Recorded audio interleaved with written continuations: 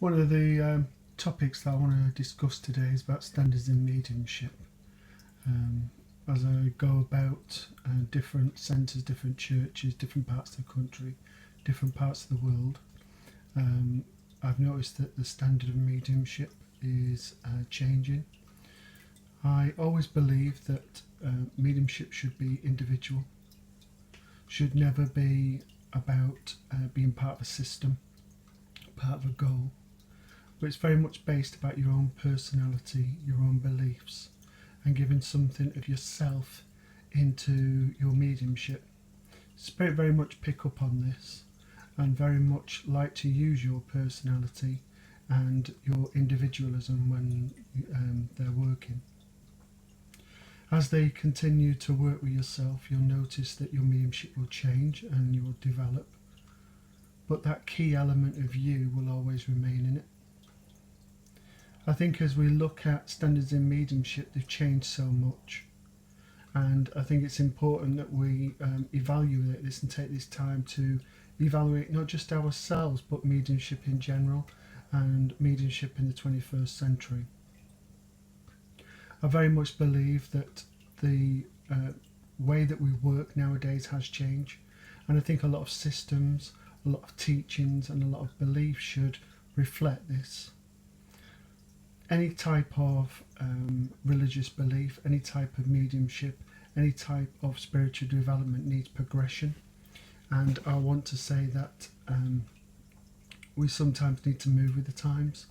We sometimes need to ensure that what we're thinking and what we're believing is very reflective of our modern times and not of 30, 40 years ago. It's very easy to listen to people in the local community and also in the spiritual community, and it's very easy to take on board what they're saying.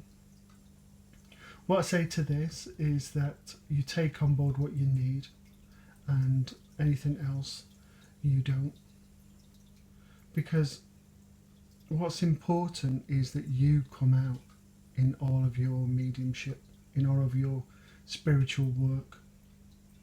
They've chosen you for a reason. They've chosen you to be you. They've chosen people from different walks of life to connect with different people in different communities, different walks, different professions, backgrounds. This isn't about deciding what should be the perfect medium. This isn't about deciding what the ideal medium should be. It's about you being the best that you can be, giving that evidence and proof.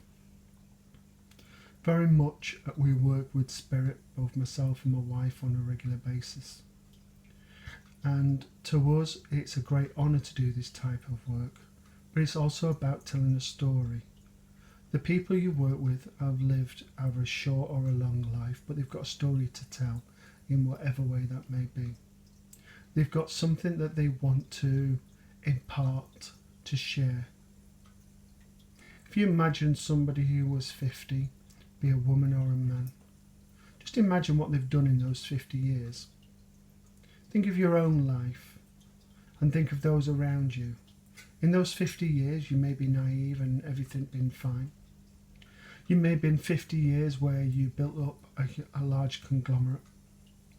You may be a person who stayed at home and brought up 10 children, but whatever your story is, it's a story to be told and a story to be shared. Spirit come through and they share their experiences, they share their stories, but they also share their wisdoms, and they talk about,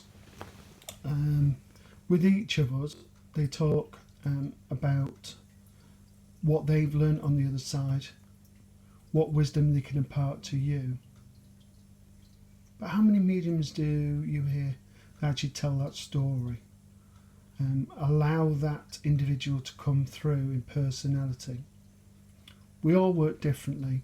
Some of us will bring through their personality, some will bring through their characteristics, some will bring in objects that remind us, or stories or events.